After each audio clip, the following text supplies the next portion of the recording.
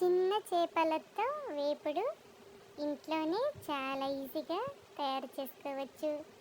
ఈ చిన్న చేపలు చక్కగా సాంబార్లో ఇలా నంచుకొని తింటే బాగుంటుంది. ఉట్టి అయినా తినేయచ్చు. ఇంట్లోనే చాలా ఈజీగా ఈ చిన్న చేపల వేపుడు చేసుకోవచ్చు.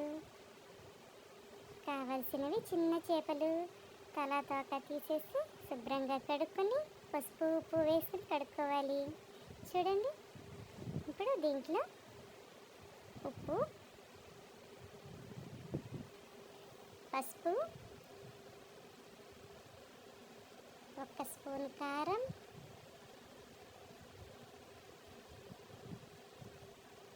ధనియాలు జీలకర్ర వేయించుకొని పొడి చేసుకుని దీంట్లో వేసుకుంటున్నాం. అల్లం వెల్లుల్లిపాయ పచ్చిమిరపకాయ దంచుకుని దీంట్లో వేసుకుంటున్నాం. ఇప్పుడు దీంట్లో 3 స్పూన్లు బియ్యం పిండి, 1 స్పూన్ కార్న్ఫ్లోర్ కూడా వేసుకుంటాం.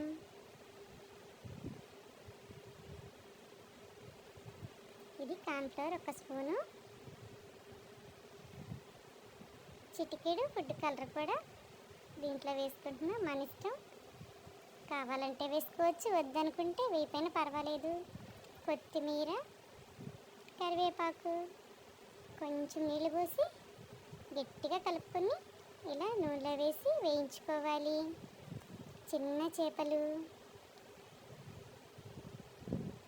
బియ్యం పిండి వేసాము కాబట్టి నూనె ఎక్కువ పీల్చవు, చక్కగా కరకరలాడుతా బాగుంటాయి వేయించుకొని తింటే.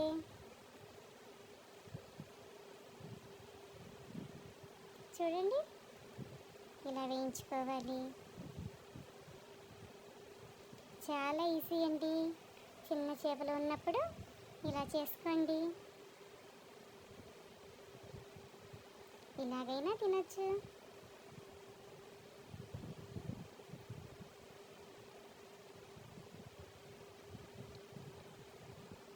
మిగిలి ఉన్న పిండిని కూడా ఇలాగే డీప్ ఫ్రై చేసుకొని ఒక గిన్నెలో తీసుకుంటామేను.